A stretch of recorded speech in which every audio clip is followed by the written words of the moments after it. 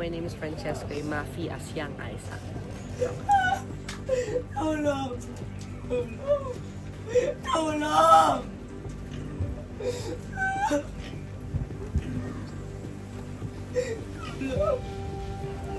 Mahirap po, pero kasi po ito po yung first time ko na ganito po yung mga ginagawa ko po. So medyo nahirapan po ako ng konti. Pero po nung medyo tumatagal na po, na-enjoy ko na po siya. Tibulyo ka! Halimaw! Halimaw ako? Halimaw ako? Ha? Siraulo ka ba?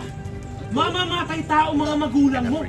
Yung, yung first scene po, yung nakatali po ako tapos nakatali ko po yung mga baboy. Ayun, kasi umiyak pa po ako.